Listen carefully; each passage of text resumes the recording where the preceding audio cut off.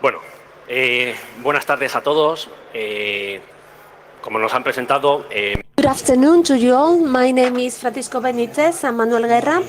We come from the Technological Investigation Unit of the National Police Force. When we were asked to take part in this meeting, in this seminar, and to give a speech, we intended not to say the same thing again. We want our presentation today to be entertaining, and we just don't want to end up being two people here telling a story. We would like our presentation to be practical. So we will be sharing research case with you, but we will also tell you how we did our research.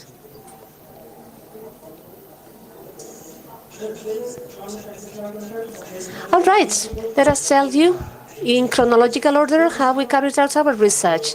Everything started when someone was at home and got an email that was sent by Tor Mail Network, and there was an attachment. It was a video recorded by the victim through a snapshot, and this person was asked to pay 10 bitcoins in less than 72 hours, or that video will be sent out to all his Facebook contacts. So this person was very much scared because he didn't know what Bitcoin was or whatever. So the first thing that he did was a Google search, and then he found out about lots of malware, CryptoLocker, etc. So tools blocking your computer and asking you to pay in bitcoins.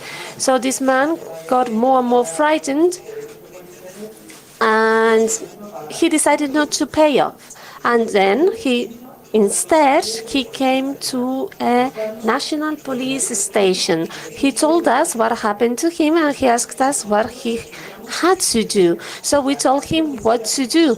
So we are the judicial police, and for us to start an investigation,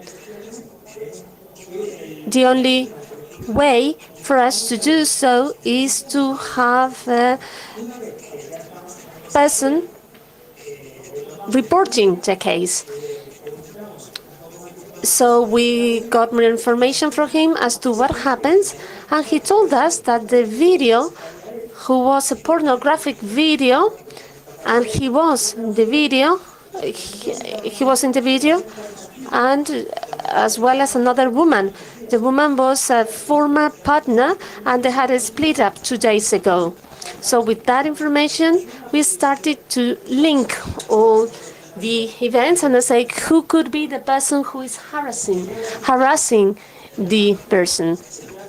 And then, well, the most logical thing to think is about the former partner, but perhaps that was not it. So in this situation, we always ask questions to the stakeholders. We have the person reporting the event, and then the possible actor of the event. Then we contacted the former partner. However, we didn't have enough evidence, and then we just interrogated her as a witness. So we told the facts to the former partner, and she did not admit it, she did not claim any responsibility, and she collaborated in everything that we demanded from her. So she's got a laptop as well as a smartphone. Oh no, his mobile phone is not a smartphone. He hasn't got an internet connection. Therefore, we focused on her computer. She offered us to access her laptop. So we analyzed her laptop. We did a forensic analysis, and we could see that the video had been on her laptop. However, it had been deleted. It had been deleted when they split up. So the former partner, and our investigation with the former partner was over. because we could not detect, we couldn't say that it was her who disseminated the video. So we have now a second stakeholder. Okay, let us go back to the person reporting the event. He's got a phone as well as a laptop. So the laptop volunteered and gave us all the digital devices for us to research them. And then we waited for him to either to see whether he just disseminated the video, perhaps to accuse his former partner, or if someone has just stole information from his laptop. So we contacted the person presenting the report. We analyzed his devices. Well, his laptop had some malware. However, the malware that his laptop had was not a malware able to extract information. It was just advertising malware for statistics. Okay, so we could also find out, or we could also conclude that the video did not come out from his laptop. However, we also have his mobile phone, and we wanted to see whether that mobile phone had interesting information for us. To explain how you can extract information from the mobile phone, so the best thing to do it is just to show a demo. So this is my smartphone. It's a Sony Xperia. Let us assume that this was the telephone of the person reporting the case. Okay, let us take a look at it.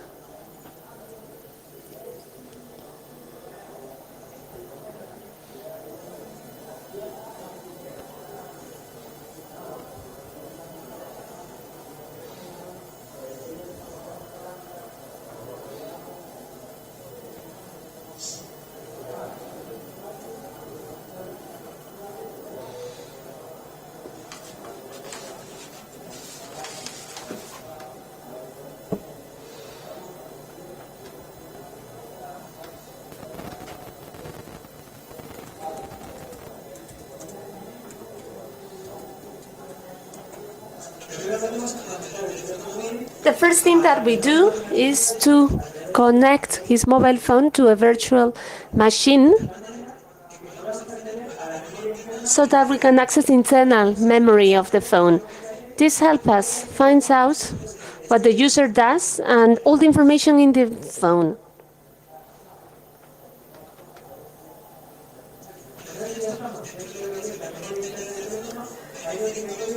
So once we are in the internal phone, there are two very important directories. One of them is data. It will store all the applications that the Android phone has in it. So if we are possibly thinking about a malware being used to extract information from this phone, it is very important that we search that directory. So with an EDS, we can see all the applications installed in the phone. So here we can see a long list of applications: Facebook, photo, organizer, Candy Crush, games, conversations, a bit of everything. And then we may want to break down more or less this information or not. However, out of the sudden, we found an application which is com.metaexploit.stage. Well, we all know what Metaexploit is and what Metaexploit can do. As a forensic analyst, you start thinking, you start suspecting what could have happened. So if we see that Metaexploit application is installed, now let us see what this application can do. For that, we go to data app directory. That's where we will have the APKs for that application. So we see all the APKs application installed in the mobile phone, Candy Crush,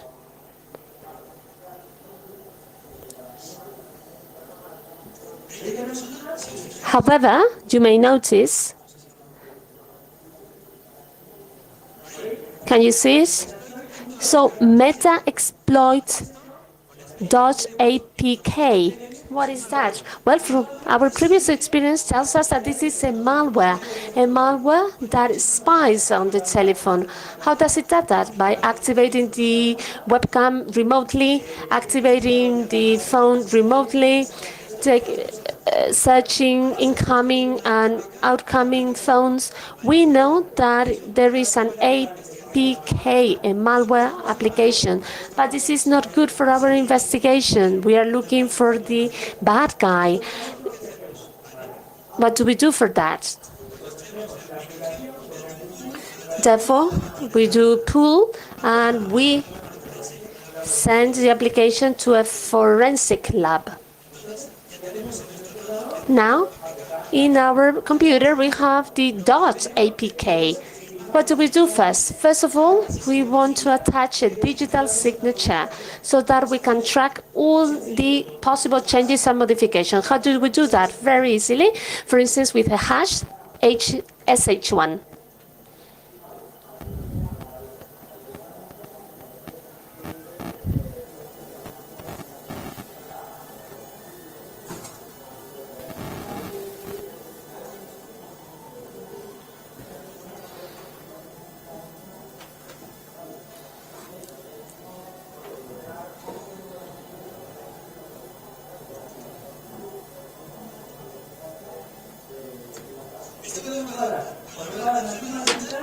So we will get a digital signature with a hashtag sh1 of the application. So there are a number of characters, C1, ABB, whatever. This is a unique ID number to be attached to that APK. From this moment on, if anyone makes any changes or modifies the writing of that application, the hashtag will be different. So therefore, that hash should be written on our reports so that no one can change it as of now. Still, we don't know who did it, okay? So we have to move on. And what do we do next? Now I really want to know what that application does and who is controlling that application. Well, I will assembly the code, and this tells me what this application does. Well, I use applic tool.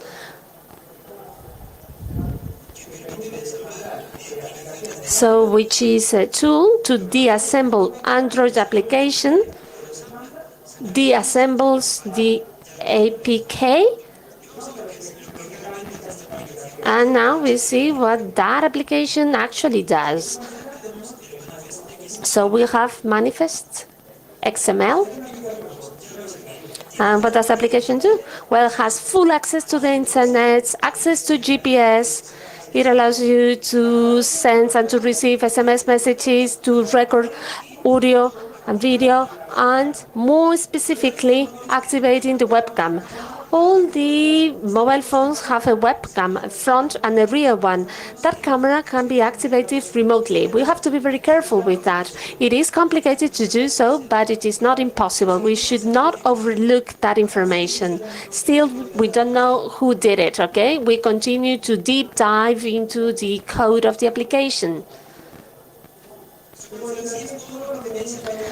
So this is everything that was in that APK. So we open payload and we get much more information. Interesting information now. We have the IP that malware is used. Okay, this has been changed. This has been modified. Well, that would be the real IP of the actor. So this is a very interesting information for our investigation. We have a malware, we have an application, and we have a victim. What do we do now? Well, now we just put it on the record.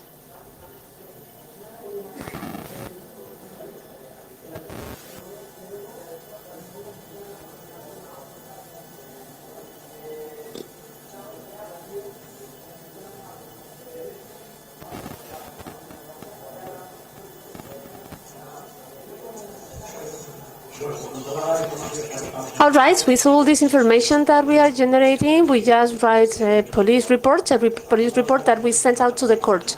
So we have already sent out the original report to the judge. The judge is already aware of it, and now we also sent out all this data that we are getting. That is to say, the application that has been extracted from the mobile phone that has been digitally signed, we also sent it out to the judge with a hash number. As the hash number, as Manuel told us, allow us to see if that application has been changed later on or not. Furthermore, we tell the victim about the declaration made by the former partner. So we've seen that the former partner is not involved in terms of the video. We believe that she did not disseminate the video. We believe that she's not harassing him. But still, her declaration, her deposition, is also sent out to the judge. So we let the judge know that we have analyzed the application, but now we really want to find out about the identity of the IP address. And what do we need for that? Well, we need order from the judge. We ask him to do that for us. He asked us to do that the service provider. The service provider will tell us the identity of the person behind the IP and will also give us the address where that IP is located. So IP addresses have, because this is personal information, can only be requested through a judge. And that's the reason why we need a court order for that.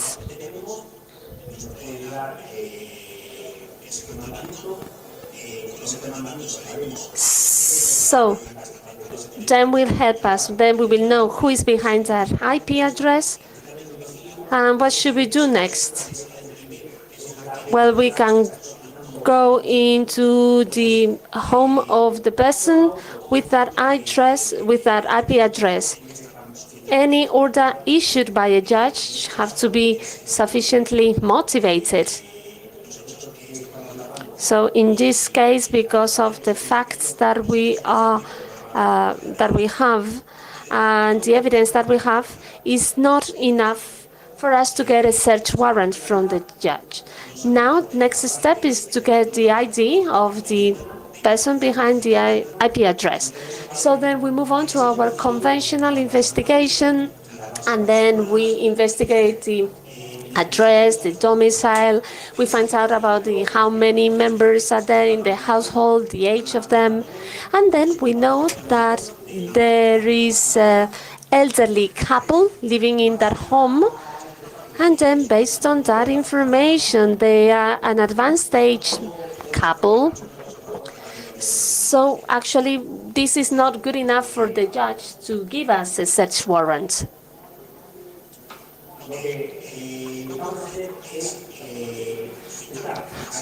What we will do next is to ask those people to go to the police stations, or perhaps we will go to their home and just to get a declaration from them. Because a priori we believe that they are not the actors of the attack. So we will just take declaration from them. And as my colleague said, we ask the holder of the IP address to come to the police station so that they give us more information, or so that we can see what is happening. Okay, and this elderly couple, what do they say when they come to the police station? They say that they know nothing about IT, and the router was set up by their son. And then we call the son and we ask him to tell us how he configured the router. He just changed the original IP address, and then he gave us another IP address. And he also installed a MAC filter so that only authorized devices can be connected to that router. And he has also hidden the name of the router So this is an acceptable level of the router, but he didn't tell us anything about the PIN-WS. This is a system that allows us to connect with the router without introducing any password or anything. Very, very simple thing to do. However, what could be the problem that we can get from the PIN WPS? This is an 8-number sequence, and that is divided in two groups of 4 numbers. How does authentication work? Okay, you authenticate yourself with the first 4 numbers. If you get them right, it asks you for the next 4 numbers. So we have an 8-number password, which is divided in 2 passwords made up of 4 numbers. And then you can, well, not all the WPS pins work in this fashion, okay, or can be hacked in this way. And as I say, we can get that pin number. So we have 11,000 chances to do so. Could that be the way used by the person who committed the attack? We just don't know. This is just a possibility. And this is what the person deposed. And then next time we ask them for authorization to go to their home. And then we went to their home and we checked out the router. And then actually we could prove that it was configured as his son told us. It was not a standard configuration. It had a higher level of security now. However, we could see that the PIN-WS number is active. Therefore, we could see that it could have been attacked at a given point in time, but still we don't know who is the actor of that attack. And because we couldn't get any more data from that home, we left. However, when we left, we could see that the light of the router was flashing. So this told us that there was a device that was connected to it. Then we went back to the router. We took a look at the configuration panels, and we could see a MAC address from a device that was just logged on, just connected to the router. We asked the people, we asked them whether there was any other person in the home, and they told us no. Then we took a look at the MAC address, and what does the MAC address tell us? Well, the MAC address is made up of 6 groups of digits. So the first digit tells us about the model and the manufacturer of the device. Then this told us that it was a tablet device, an iPad more specifically. We asked the dwellers in the home whether they had an iPad in their home, and they said that yes, that they had this iPad. So they took it out of a drawer. It was broken, and they said that I haven't used it for many months. And then that iPad is broken, and that iPad is connected to the Wi-Fi router. How could that happen? Well, the iPad is off, it's not issuing any signal, but still the router is telling us that that iPad is connected to the Wi-Fi router. So how can we locate the person? Because we know that it is not that iPad that is connected to the router. So it's someone else using that MAC name. So by intercepting the flow of traffic of the device. So that is to say, we just looked at the traffic between the device and the access points. Can we do that? Yes, we can do it technically, but we cannot do that. We cannot do it legally, because according to Article 18 of the Spanish Constitution, secret of communication is a fundamental right. It means that can only be reached through such a warrant.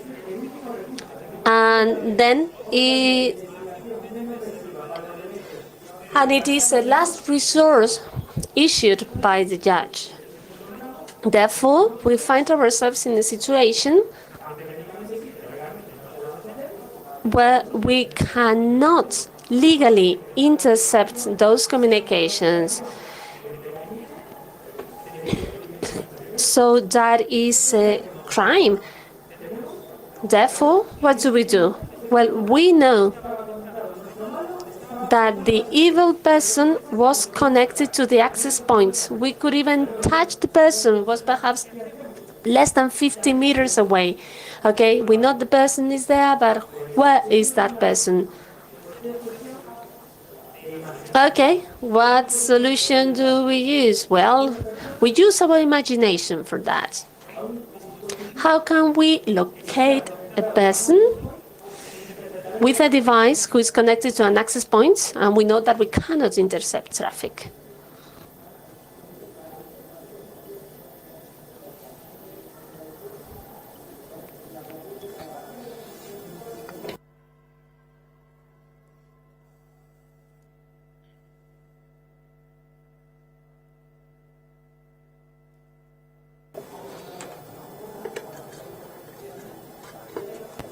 The position.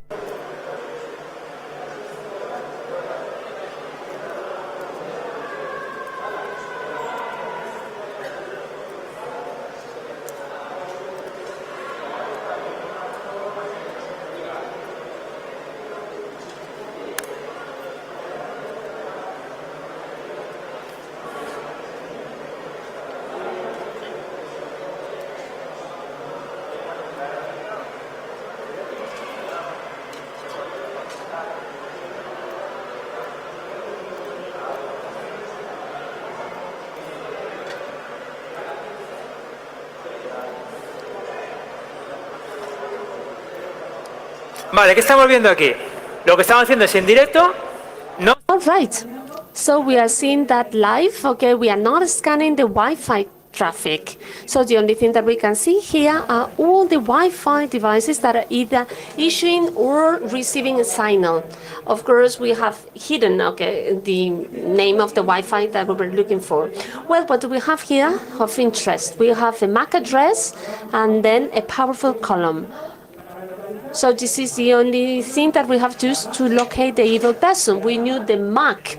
We know the MAC address of the iPad that was being spoofed, okay? This is one of those MACs in there. So in the power column, we can calculate the power or the strength that we are receiving from that tablet at that very same point in time.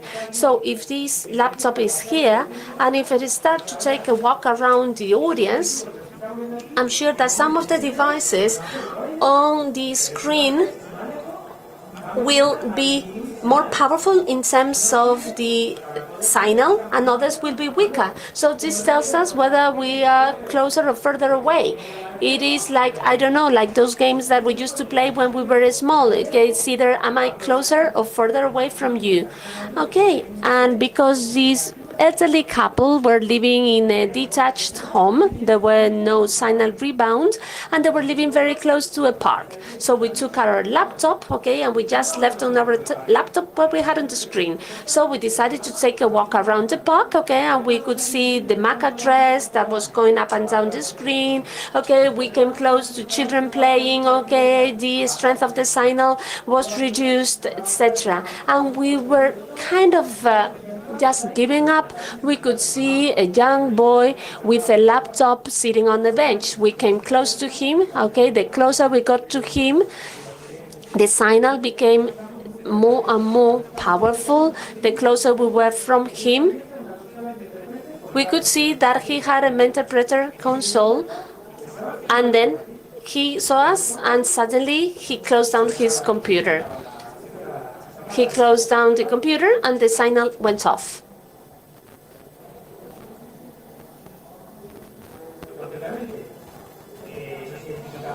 Then we identified ourselves as policemen. We asked him what he was doing. He got really anxious. And what did we do? Well, We know that he is the actor, that he committed the attack. So we did not arrest him. No, we did not. Well, because we don't have enough evidence to arrest him. However, we have enough evidence to intervene the equipment. We identified ourselves and we took his computer away from him. And then we just wrote down a report. So we included the serial number. We confiscated his computer, but we did not arrest the person.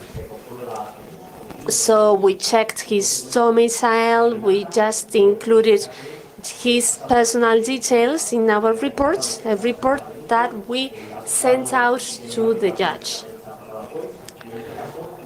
And now the judge has this information as well as the laptop. So we will ask the judge to give us an order to analyze the laptop, because the person did not authorize us to search his computer. We need to get authorization from the judge. And then, once we had that order, we analyzed the content of the PC. Well, to analyze the content of a laptop is not a question of switching it on and start playing around and see what's in it. So we start off from a laptop which is just confiscated. So we go to the court, and then we take out the hard drive, and then we take a forensic image of the laptop. Okay, we never work with original hardware. We always make a copy because we want to ensure that evidence will never be lost. So as I said, we do the forensic analysis, and then we calculated a hash again. All the evidence that we obtain are always linked to a hash that would allow us to see whether further changes will be made to it or not. When we finish our forensic image, we give the computer back to the people at the court, and then we take the copy of the hardware to our lab to analyze it. As I say, we take the copy and we analyze the hard drive of the laptop that we have confiscated. So let us see what we find.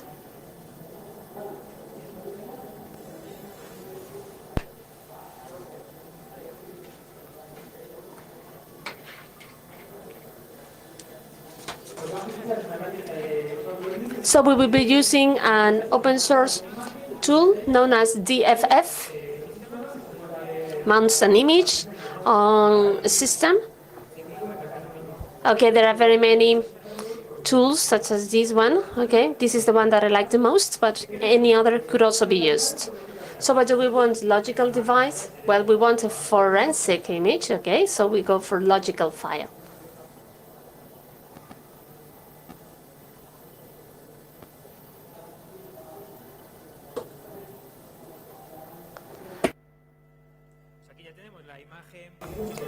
Right, we have image.dd, which is a forensic image of the hard drive. So imagine that corresponds to the hard drive of the actor of the attack.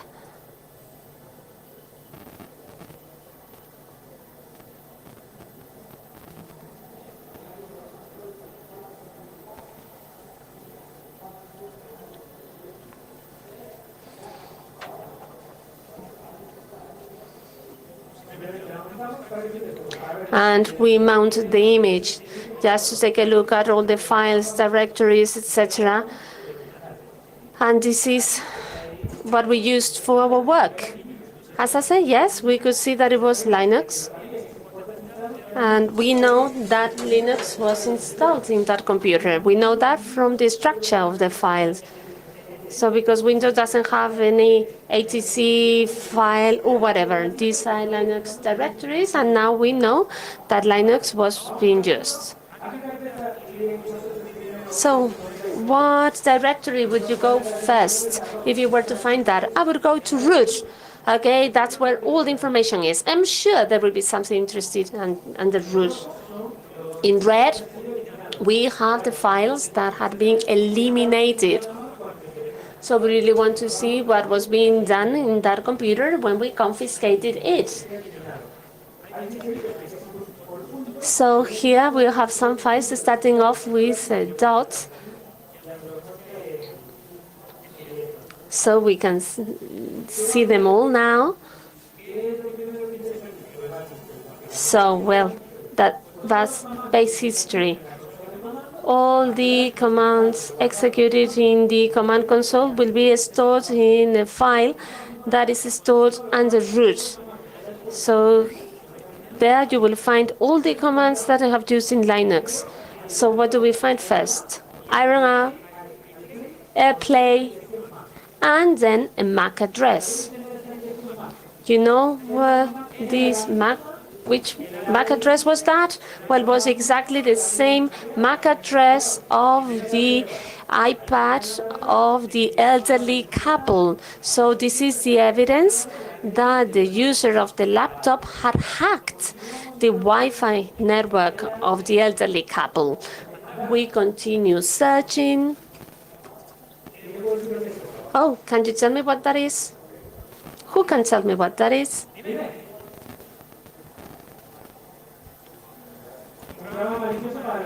That is a malicious software for the malicious app. That's another piece of evidence. This tells us how the APK was built. And this is the ports of the mobile phone that had the malware. We have just closed the loop. So we have the laptop where that malware was created. Okay, 2 pieces of evidence. So we continue searching, see what else we get.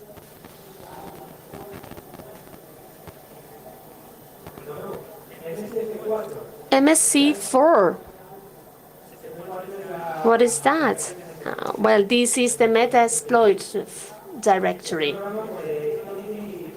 Well, that is a pen testing and exploiting program. And then we have another history. Okay, very good. Let us look at it. These are all the commands introduced in Metasploit. Then we also had all the commands introduced in Linux, and now we have the commands of Metasploit. So we have reverse TCP from Android to an IP address. Okay, this local IP address. Okay, we continue. There is a folder notes. There is a log in there. Oh, let's double check firmware log. For testing, we got the testing that proves that this person has checked out the website in our computer, in our mobile phone, which was a spy on them. Remotely, they check out the webcam from this mobile phone for tests. So we only have the previous information. The more powerful, the more can be you or myself. I got more information from then on.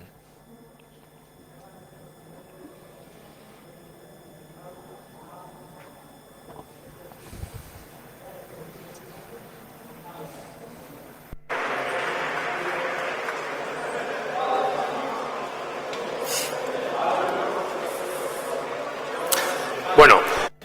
So far, so good. So we have proof that from this the equipment, an exploit was created or an application that was introduced in a smartphone from which we have been able to extract information, and we have also determined that inside this equipment we had vulnerate a Wi-Fi network, and we have been connected on the router through which we get out of with this IP address. So now we can determine this person has done these criminal facts. So let's proceed to arrest this person, and we can charge them with the crime of revealing secrets for having obtained this video file, and later on the crime referred to the connection on a Wi-Fi network with these people, information of electric flow and fluid, and the crime of extortion based upon asking money in exchange of not publishing this information. So we want to reach the very end of this question. So our question is, are this person doing this for getting 10,000 coins, bitcoins? So pushing out the thread, we discovered that the arrested person was the current partner, from the previous former partner of the reporter. So this person, there wasn't an anonymous person. There was a motive behind because this person noticed the videos on his previous partner, so they want to check out the question. Jealousy is the reason. So this person messed around with everything because of jealousy. So I want to give you some remarks and some advice for super users to securize your Wi-Fi networks. The basic advice, by default WPA password can be calculated in many ways. If you transfer it and change the YPF password, is better. So change the role administration, the router has to be changed as well. So you can change all this out. So it's better for you to get a WPS activated only if it's not in use. If not, don't activate it. So it's absurd for you to have it activated if you don't use it. It's comfortable, it's going, it's working properly. Simply don't activate if you don't use it. Activate it only in use.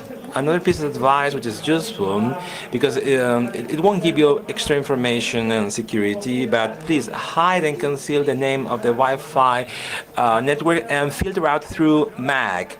You'd better have more trouble filtering out on MAC, but especially on Wi-Fi in public things. Don't use public Wi-Fi to get into the banking network. Somebody suspiciously getting in my Wi-Fi, you can use applications Fin at EtherCAN. We can check out all the mechanisms, devices on our Wi-Fi, so we can see things and we can be suspicious about people around us. So crack alien Wi-Fi networks. I'm getting into some others people Wi-Fi. I'm committing a crime of frauding and vulnerating the cyber communications. If it's a hotting pawn mounted to crack me on and to spy on what I'm doing, perhaps the cracker has been a hacker as well. Another piece of advice: have you pay attention to the fact that when I scan the Wi-Fi network mounted on here, at 20 Wi-Fi clients looking for Wi-Fi is around us, not connected to anything. So I left my place. I didn't disconnect my Wi-Fi. I'm traveling and scrolling around Madrid, telling everybody what the name of my home Wi-Fi is, so somebody can attack my home Wi-Fi. So this is, of course, right now to the battery charge on my Wi-Fi.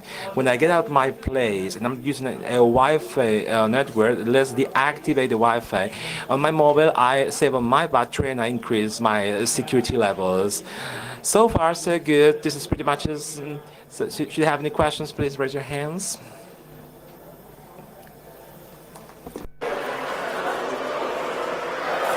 Sí, mi pregunta es la siguiente. I got a question for you. When you take the hard disks and when you do the backup on your hard disks, and what permissions did you get to make it effective in order not to delete information running through it when it's stored there? Did you refer for this SSD disks and the hard drive and normal disks to know the custodianship chain? Some part of the machine is installed in only reader sheet mode. I cannot write anything. So there are forensic machines prepared exclusively to this purpose.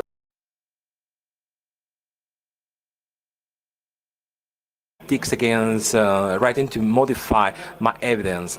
This is not feasible. The cloning forensic devices don't analyze the content. They copy the bips from the first one to the end. They don't care about information. Formerly, some people were telling me that this was not really true. It was meta-bit. What about cloning on the internet? If you have the very same step, don't mess around. If I have the hash and you get the very same hash, hash won't deceive you. Never hashes deceive you.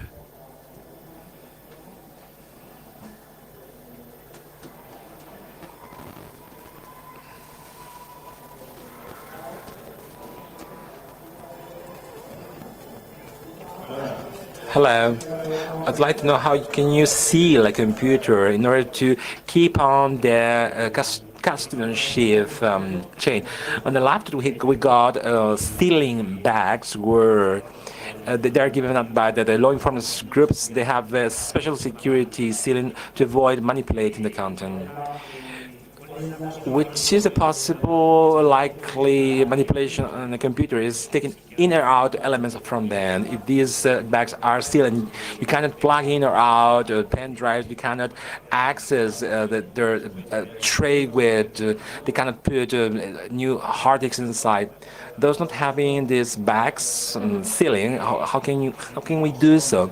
They are not special sealing bags. They have a special sealing mechanism within the bags, which is this glue. It's a sticking mechanism. Once you want to open the bag, you have to break it out. There's no extra thing on the sealing bag. Another very interesting element given during the sealing process is that acting people's signature, because in the very end, any kind of bags can open, put some others' bags inside, but if the acting officers doing with this bag's signature is put, nobody can tamper with the bag changing content from one to the other.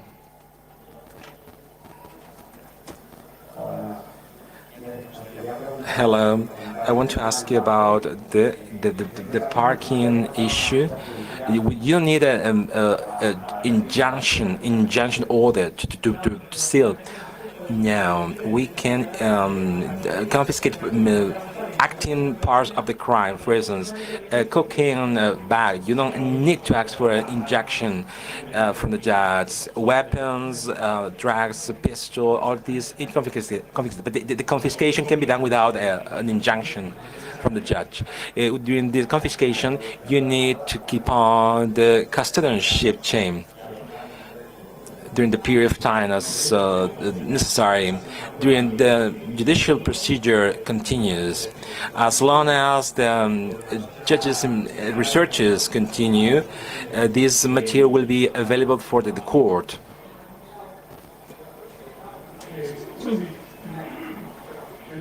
I have a question for you. Please, I can't hear you properly. At the back of the room. The custodianship chain black are common plastic bags. The Faraday bags are for the mobile devices, the smartphones connected on the networks, to avoid that a mobile device connected on the network modifies its contents. We use Faraday bags. Except for that, for computers, the computer has to be in a Faraday bag, because if it's turned off, the computer is not going to interfere with its data with other mechanisms. I got it. I thought about it. As you mentioned with the mobile phone and Android version, a common plastic bag was used. But if you don't take necessary precautions with this plastic bag, after being with the custodianship of the core, some things can be leaked out. But you mean the smartphones? But you need to take further precautions with mobile phones, because when you're connecting on the mobile phone network, you get missed of calls and other messages that modify the content. It's not the same to confiscating a mobile phone is the same as confiscating a laptop. You need to take the necessary guarantees and measures in order to get that the test that is correct at court. Nothing cannot be modified or tampered with or manipulated during the itinerary from the crime scene to the court. We guarantee it. Thank you.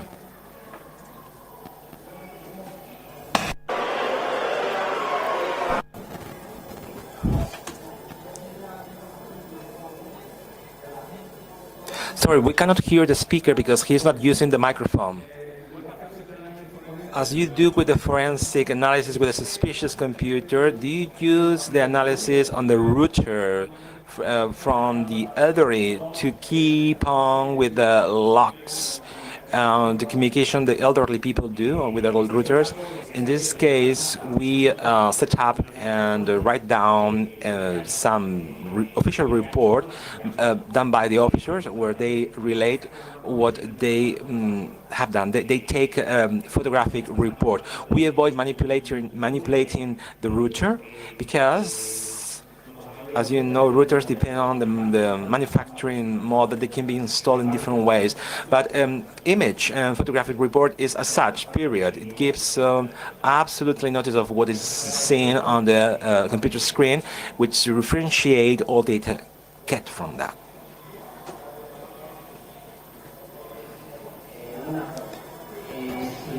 If IP comes from a country which is not Spain, is it a lost case? No, there exists ways of police, judicial, Interpol, ways of collaboration. It's not a lost case. By the way, the procedure takes longer because it's not the same doing search tags in Spain's domicile as doing a request from other countries to conduct this search in a different country. For instance, if it's China, just for the sake of it, if it's China or Russia, or there are some other countries collaborating less with us, but there may be other countries collaborating in a more open and better way.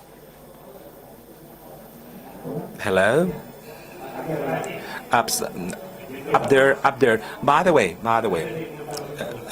before moving to the next question, regarding the last theme, it's true it's not the same in researching some crimes as others. For instance, child porn, everything, all countries are collaborating on children's porn, whether it's China or Russia.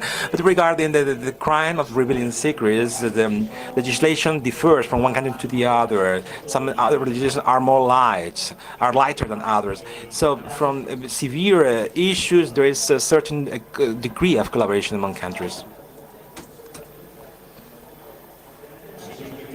Who is the asker?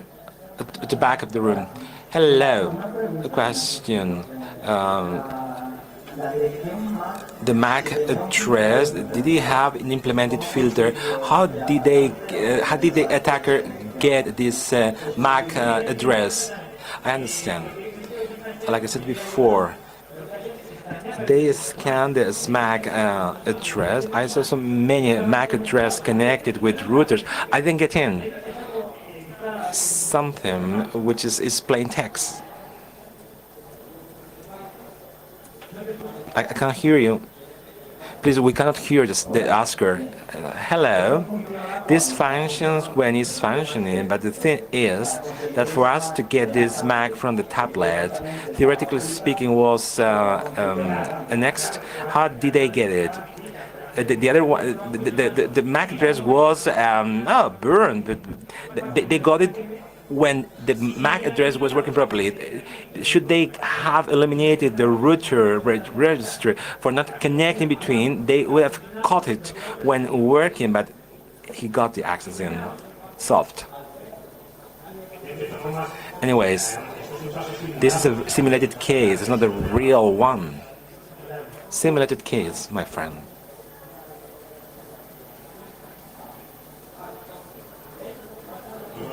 Any more questions, please?